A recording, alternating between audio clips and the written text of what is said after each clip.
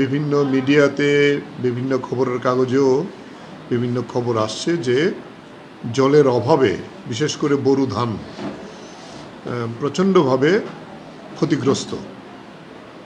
তো এই সমস্ত বিষয়গুলো আমরা আমাদের বিভিন্ন জেলা মহকুমা থেকে যে তথ্য সংগ্রহ করার ভিত্তিতে আমরা আজকে আমাদের 4 জনই যাওয়ার কথা ছিল, 2 জন অন্য একটা কাজে আটকে গেছে। আমি এবং আমাদের সহসভাপতি মতিলাল সরকার, আমরা 2 জন যাই। চিফ ইঞ্জিনিয়ার, সেচ দপ্তর কথা বলি, প্রায় দীর্ঘক্ষণই আমাদের প্রায় কথা হয়, 1 ঘন্টার সমানে। এই সমস্যাটা আমরা তুলে ধরি একে একে। আমাদের রাজ্যের যে বর্তমানে কৃষির যে একটা প্রধান সংকট, তো আমাদের যেটা মনে হয়েছে সরকারের কোনো হেলদোল নেই, এবং এটা চিফ ইঞ্জিনিয়ারের কথা থেকেও প্রায় বেরিয়ে এসেছে তাদের কাজকর্মের দিক থেকে। আমি প্রথমে যেটা বলতে চাই, আমাদের কাছে যে তথ্য আছে, এটা 2016-তে আমাদের রাজ্যে সেচ করা যেতে পারে এরকম জমির পরিমাণ ছিল 2,55,000 হেক্টর। 2,55,000 হেক্টর জমিতে সেচ করার সুবিধা আমাদের রাজ্যে করা যেতে পারে। 2,55,000 হেক্টর আর কি। তাতে বামপন্থী সরকার সময়েতে যে বিভিন্ন স্কিমগুলি করা হয়েছিল, সেটা 1,18,19,000 জমিতে সেচের ব্যবস্থা করা হয়েছিল, যেটা প্রায় 50% আমাদের যে সেচযুক্ত জমি তার। এরপরে তো জোট সরকার এসেছে, আসার পরে দেখা যায় এই 3 বছরে পুরনো যে স্কিমগুলো ছিল, এটা আজকে বেরিয়ে এসেছে, নতুন কোনো স্কিম করেনি। পরিকল্পনা হচ্ছে, গত বাজেট সেশনেও আমাদের অর্থমন্ত্রী যিনি বাজেট পেশ করেছেন, তিনি বলেছেন অতিরিক্ত 56,000 হেক্টর জমিতে নিশ্চিত সেচ ব্যবস্থা করা হবে। কিন্তু এই গোটা বিষয়টি প্রশ্নচিহ্ন এসে দাঁড়িয়েছে আমাদের মনের মধ্যে। তারপরে আছে প্রধানমন্ত্রীর সিঞ্চন যোজনা। এটা আজকে 3 বছরের উপরে এই স্কিম চলছে সর্বভারতীয় ক্ষেত্রে। আমরা যদি তথ্য নিয়ে জানলাম, এখন পর্যন্ত প্রজেক্ট হচ্ছে, এই নিয়ে কাগজ চালাচালি হচ্ছে, এখন পর্যন্ত একটি স্কিমের কাজও তারা শুরু করেনি। তা আমি যেটা বলবো যে বামপন্থী সরকারের সময়তে যে স্কিমগুলি করা হয়েছিল, লিফট ইরিগেশন যেটাকে বলা হয়, এলআই স্কিম, নদী থেকে জল তুলে, এরকম 1,595টি স্কিম ছিল। উচ্চ ক্ষমতা সম্পন্ন এলআই স্কিম, অনেক দূরের থেকে জল টেনে নিয়ে আসে, এরকম 60টি স্কিম আছে। ডিপ টিউবওয়েল 290টি, ডাইভারশন স্কিম, বিভিন্ন নদীর জলকে বাদ দিয়ে জমিতে দেওয়া, এই কাজেও এরকম 48টি স্কিম আমাদের রাজ্যের মধ্যে পূর্বেও ছিল। আর আমাদের 3টি মিডিয়াম ইরিগেশন স্কিম যেটাকে বলা হয়, এটি হলো মহারানী, আরেকটি হইল খোয়াই যেটা চাকমাঘাট ব্যারেজ, আর এটা হলো মনু। এই 3টা স্কিম আমাদের লিফট আছে, যেটাতে একটা ব্যাপক এলাকায় জলের সেচের ব্যবস্থা করা হয়েছে। এরকম প্রায় 1,950টি বিভিন্ন ধরনের স্কিম, যেটা পূর্ত এবং সেচ দপ্তর তার অধীনে চালু আছে। তাছাড়াও বামপন্থী সরকারের সময়েতে এগ্রিকালচার ডিপার্টমেন্ট, আরডি ডিপার্টমেন্ট, তারা বিভিন্ন স্কিমে বিভিন্ন ডাইভারশন স্কিম তারা তৈরি করেছিলেন। আমাদের কাছে যদ্দূর খবর, তাতে প্রায় এই চালু যে স্কিমগুলো আছে, নতুন তো হয়নি, তার প্রায় 60% স্কিম এখন বন্ধ অবস্থায় আছে। বিভিন্ন পত্রপত্রিকায় আপনারা দেখছেন, আমরাও দেখছি, যে উদয়পুরের হরিজলার মাঠ, পোড়া মাঠ, যেখানে সেচের ব্যবস্থা ছিল, সেই সেচ এখানে নেই। তারপরে সমরুর মাঠ কৈলাসহরে, বিরাট বড় স্কিমগুলো যেগুলো ছিল, এগুলো সেখানে তার কোনো জলের ব্যবস্থা নেই। মনু ব্যারেজ, তার স্বীকার করলেন এটা টোটালি প্রায় 2 বছর যাবৎ নন ফাংশনিং, এটাতে কোনো সেচের ব্যবস্থা হয় না, যেখানে কয়েক হাজার হেক্টর জমিতে এই সেচের ব্যবস্থা মনু ব্যারেজ থেকে হতো। তো এই বিষয়গুলো আমরা তুলে ধরার জন্যই চিফ ইঞ্জিনিয়ার যিনি আমাদের সেচ দপ্তরের, ওনার সঙ্গে আমরা মিলিত হয়েছিলাম 2-3 দিন আগেই আমরা জানিয়েছিলাম। উনি তথ্য নিয়ে যেটা জানিয়েছেন, হ্যাঁ বন্ধ আছে, সেই বন্ধের মধ্যে সেটা আমাদের কথাটা সবটা উনি মানতে পারেননি। ওনার কাছে যে অফিসিয়াল রিপোর্ট এসছে তাতে প্রায় এরকম 250 থেকে 300 মতো স্কিম বিভিন্নভাবে বন্ধ আছে। বিদ্যুতের জন্য আছে, কোনো জায়গাতে পাম্প অপারেটর নেই, এটা বন্ধ আছে, এবং জল নেই ছড়াতে এরকম বন্ধ আছে। এরকম বিষয়গুলি উনি আমাদের বলেছেন। আমরা যে কথাটা বলবো যে এই সরকার কৃষকদের স্বার্থের কথা বড় বড় বক্তৃতা বাজেট সেশনও দেওয়া হয়েছে, কৃষিমন্ত্রী দিয়েছেন, অর্থমন্ত্রী দিয়েছেন, মুখ্যমন্ত্রী দিয়েছেন। এই যে বাস্তব চিত্রটা, এটা আজকে পশ্চিম জেলা, গোমতী, সিপাহীজলা এবং দক্ষিণ জেলা, এখানে বোরো ধানের সিজন সবচেয়ে বেশি হয়। এখানে এখন জলের অভাবে এবার ফসল প্রায় 60 থেকে 70% ফসল নষ্ট হয়ে গেছে, এবং এইটা বৃষ্টি নেই প্রায় 2 মাস। আবার কবে বৃষ্টি হবে এখনও কিন্তু আবহাওয়া দপ্তরের তেমন কোনো পূর্বাভাস আমরা দেখছি না। এবং এবছর সবচেয়ে বেশি গরম হয়েছে, বলছে যে 39 ডিগ্রি যে টেম্পারেচার, গত 60 বছর পরে এই গত 3 দিন 39 ডিগ্রি টেম্পারেচার আমাদের রাজ্যের মধ্যে হয়েছে, যার ফলে ছড়া নদী যেখান থেকে আমার সোর্স ছিল হয়ে গেছে, সাধারণ টিউবওয়েলের জল পর্যন্ত তার স্তর নিচে নেমে গেছে। এই জায়গাতে সরকার যেখানে যুদ্ধকালীন পরিস্থিতিতে এটা করা উচিত ছিল, সেখানে সরকারের সেরকম কোনো স্কিম আমরা জানলাম না। তিনি আমাদের কথা শুনে আমাদের বলেছেন যে আমরা যাতে ওনার যে এক্সিকিউটিভ ইঞ্জিনিয়ার, এসডিএম, এসডিও যারা আছে তাদের সঙ্গে যোগাযোগ করার জন্য। আমি বলেছি আমরা যে আপনার কাছে আজকে ডেপুটেশন দিতে এসেছি, আমাদের জেলা কমিটি এবং মহকুমা কমিটিগুলো প্রত্যেক জায়গায় আমরা এই ডেপুটেশনগুলি প্রতিনিধি আকারে দিয়েছি। যেহেতু কোভিড পরিস্থিতি, আমাদের পক্ষে তো জমায়েত ইত্যাদি করা এখন সম্ভব না, আমরা বন্ধ করে রেখেছি, এবং সেখানের রিপোর্ট নিয়ে আমরা এটা বলছি। এবং এক্সিকিউটিভ ইঞ্জিনিয়াররা বিভিন্ন জায়গাতে যেটা বলেছেন যে তারা রিপেয়ারিংয়ের জন্য কোনো বাজেট নেই, টাকা নেই, যে কারণে সামান্য রিপেয়ারিংয়ের জন্য অনেক স্কিম চলে না। বিদ্যুতের অভাবে এটা অনেকটা স্বীকার করেছেন উনি যে অনেক স্কিম বন্ধ হয়ে আছে, কোনো হেলদোল নেই বিদ্যুৎ দপ্তরের। আগে বামপন্থী সরকারের সময়তে সেচ দপ্তর, কৃষি দপ্তর, বিদ্যুৎ দপ্তর একটা কোঅর্ডিনেটিং টিম থাকতো বিভিন্ন এক্সিকিউটিভ ইঞ্জিনিয়ারের অধীনে, যেখানে তারা এটা রেগুলারলি মনিটর করতেন, মনিটর করে বিষয়গুলো দেখতেন, বিশেষ করে সিজনের সময়তে। সামনে এদিকে ধলাই, ঊনকোটি এবং উত্তর জেলা, তাদের সেখানে বড় কম হয়, কিন্তু তারা আউশের ধান করে এবং এটাও লাগানো হয়।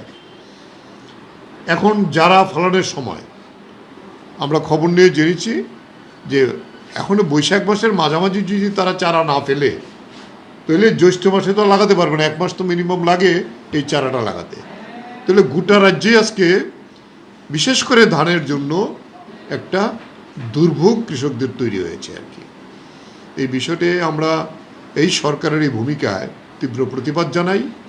আমরা বলবো এখনও সরকার অতি দ্রুততার সঙ্গে, তিনি বলেছেন আমরা যে রিপেয়ারিং করেছি প্রচুর টাকা আমাদের পেন্ডিং আছে, আমরা দিতে পারছি না বলে আমরা নতুন করে আর রিপেয়ারিংয়ের কাজে হাতও দিতে পারছি না, যে কন্ট্রাক্টরও তো কাজ করবে না।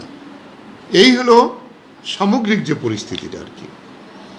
মনু ব্যারেজ তিনি স্বীকার করেছেন 2 বছর বন্ধ আছে, কারণ এটাতে জলের লেভেল এত উঠে যায়, প্রচুর জমি জলমগ্ন হয়ে যায়। এই জায়গায় ক্ষতিপূরণ দেওয়ার সিদ্ধান্ত অনেক আগে হয়েছিল, এখন এই 3 বছরও ক্ষতিপূরণ কৃষকদের দিতে পারেনি, যে কারণে স্কিম উনি বলছেন আমরা চালুই করতে পারছি না, এটা উনি স্বীকার করেছেন। মহারানী ব্যারেজ মহারানী ব্যারেজের প্রায় নিচের দিকের 7 থেকে 8 কিলোমিটার এলাকায় কোনো জল যাচ্ছে না, যেটা হরিজলের কথাটা তো আপনাদের বললাম। ঠিক একইভাবে চাকমাবাজ ব্যারেজের যে এলাকা, এটা কমলনগর থেকে আরম্ভ করে কল্যাণপুরের পরেই আরম্ভ করে নিচের যে সমস্ত এলাকা যেখানে জল যেত যায় না, এবং সেখানে সামান্য রিপেয়ারিং, ড্রেনে বালি পড়ে গেছে, কোনো জায়গায় ড্রেন ভেঙে গেছে, এগুলি তো মিনিমাম রিপেয়ারিং হয় না। এখন নদীগুলি ছড়াগুলিতে জলের সংকট দেখা দিয়েছে। আগরতলা শহরেও আমরা দেখছি আমাদের খাবার জলেরও প্রবলেম দেখিয়েছে। এই সময়তে সেখানে আগে যেটা করা হতো, নদীতে ছোট ছোট বাঁধ দেওয়া হতো বিভিন্ন স্কিমগুলোর পাশে, এটা আমরা রেগার প্রজেক্ট থেকে আমরা করতে পারতাম। বারবার আমাদের কৃষকরা বলা সত্ত্বেও সেখানে এগুলো কোনো ব্লক করছে না, যে কারণে প্রচুর স্কিম চালাতে পারছে না জলের অভাবে। অথচ এই ছোট ছোট বাঁধগুলো দিলে এই স্কিমগুলো চালু করা যেতে পারে। এই যে পরিস্থিতিটা, আমরা বলবো সরকারের কাছে এই দাবি আমরা চিফ ইঞ্জিনিয়ার জানিয়ে এসেছি। তিনি বলেছেন আমাদের এই বিষয়টা তিনি সরকারের উপরের স্তরের কাছে নিয়ে যাবেন, এবং তিনি আবার এসসি এক্সিকিউটিভ ইঞ্জিনিয়ার তাদেরকে উনি মিটিং ডাকবেন, মিটিং ডেকে যাতে করতে পারেন তার জন্য। কিন্তু বারবারই তিনি এই কথাটাই বলার চেষ্টা করেছেন, আমাদের রিপেয়ারিংয়ের জন্য কোনো বাজেট নেই। তিনি যখন মুখ্যমন্ত্রীর সঙ্গে যখন মিটিং হন, সেই মিটিংয়েও বাজেটের কথা বলেছেন। বাজেট দেবেন এই কথা বলেনি, কিন্তু বাজেট পাচ্ছে না, না পাওয়ার ফলে তারা তাদের কাজ করতে পারছে না, প্রচুর পেন্ডিং আছে। ফলে সেই জায়গায় দাঁড়িয়ে আমরা বলছি, কৃষকরা তো আপনার পেন্ডিং আছে এ কথা আমরা শুনে গেলাম, কিন্তু কৃষকদের বললে তো এই বিষয়টা তো মানানো যাবে না।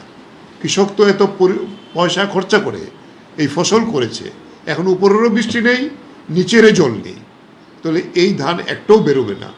প্রায় অনেক জায়গাতে আমি নিজে ঘুরে দেখে এসেছি, ছনের মতো হয়ে গেছে বড় ধান। তাহলে এই জমিতে যদি আমাদের 10 দিন 15 দিন পরে কিছু বৃষ্টিও হয়, যদি ধান বেরোয়ও, তাহলে কোনো কাজে আসবে না। পুরো ফসল সেখানে বোরো ধানের ফসল আমাদের নষ্ট হয়ে গেছে।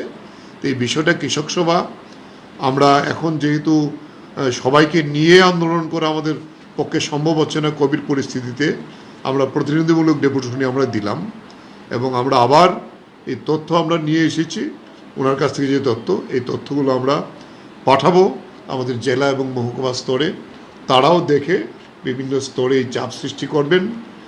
কিন্তু আমরা বলবো যে, এবং আশ্চর্যের কথা যে প্রধানমন্ত্রীর যে PM স্কয়ার সিঞ্চন যোজনা, তাতে প্রচুর প্রপোজাল আমাদের রাজ্য থেকে পাঠানো হয়েছে 5000 মিনি ডিপ টিউবওয়েল করার জন্য। এখন পর্যন্ত স্যাংশন আসেনি। এই টাকা কোথায়? মিটিংয়ের পরে মিটিং হচ্ছে। তাহলে এই ধরনের স্কিমের মানে কি? এখানে আবার মুখ্যমন্ত্রীর নামে স্কিম করেছে, মুখ্যমন্ত্রী সিঞ্চন যোজনা, এইটারও কোনো খবর নেই। এখন বলছে আমরা নাবার্ডের কাছে লোন চেয়েছি, কিছু স্যাংশন করে আমরা নাবার্ড থেকে এনে আমরা কিছু মিনি ডিপ টিউবওয়েল করবো, যেগুলি স্মল বোরের, এখানে হয়তো 4 কাড়ি 5 কাড়ি জমি কাভার করা যায় কিনা এটা আমরা দেখছি। দেখছে, করছে, এটাতেই তো 3 বছর চলে গেল। তাহলে এই জায়গায় দাঁড়িয়ে আজকে আমাদের রাজ্যের কৃষকদের অবস্থা খুবই সঙ্গীন। মানুষ এমনিতেই কৃষিতে নামতে চায় না, লাভজনক না। ধান করে এত পয়সা খরচা করে কোনো বীজ পায়নি সরকার থেকে, সারের আকাল, সরকারি গুদামে সার নেই, মানুষ এটা করেছে। এই জায়গায় যদি আবার হয়, তাহলে এই যে ক্ষতির মুখে পড়বে কৃষক, তাহলে তার পক্ষে আর পরের সিজনে ফসল করা খুব কঠিন হবে। সবজির আকাল হয়ে গেছে, সেচ না থাকার ফলে, জলে নিয়ে না থাকার ফলে এখন এটা তার প্রভাব বাজারেও পড়তে শুরু করেছে। ফলে এই সমস্ত বিষয়টাই আমরা উত্থাপিত করেছি। আমরা আপনাদের মারফতে এটা রাজ্যবাসীকে জানাতে চাই, সরকারের কাছেও আমরা জানাতে চাই, এবং আমি আপনাদের অনুরোধ করব যে এটা শুধু আমাদের মুখের কথা না, আপনারা বিভিন্ন জমিতে যান, বিভিন্ন মাঠে যান, ছবি তুলুন, কৃষকের সঙ্গে সরাসরি কথা বলুন, কথা বলে এটাও সংবাদ মাধ্যমে নিয়ে আসুন, যাতে সার্বিকভাবে আমরা সরকারকে এই বিষয়ে নজর দেওয়ার জন্য আমরা দৃষ্টি দিতে পারি, তার জন্য যাতে উদ্যোগ নেন সরকার। এই আবেদন আমি আপনাদের কাছে বলবো, এটা তুলে ধরার জন্য মিডিয়ার কাছে।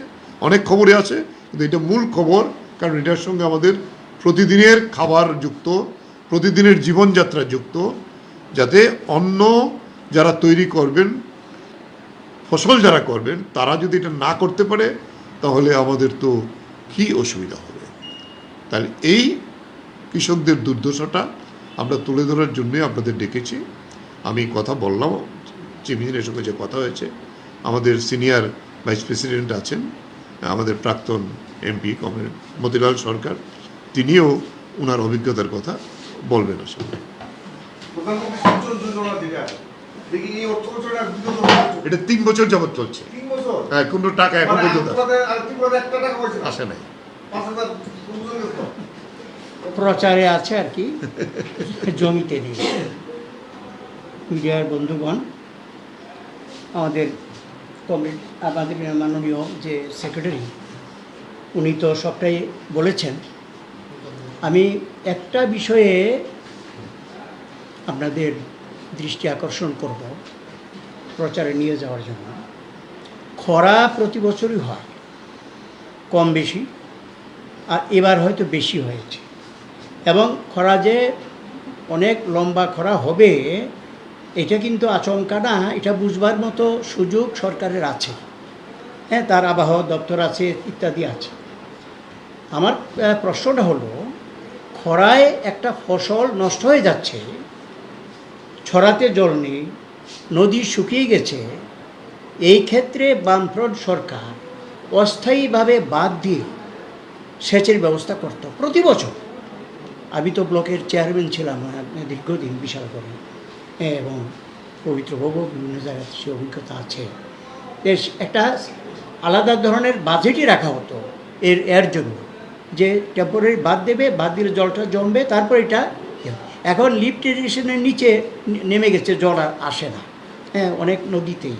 হ্যাঁ, কিন্তু এর জন্য কিছু ব্যবস্থা করা হলো না। এটা কেমন? এত শুধু চিফ ইঞ্জিনিয়ারের দোষারোপ মানে এন্টায়ার গভর্নমেন্টের পলিসির ব্যাপার, যে একটা ফসল নষ্ট হয়ে যাচ্ছে দেখেও নীরব দর্শক সরকার হয়ে থাকবে, এটা কেমন কথা?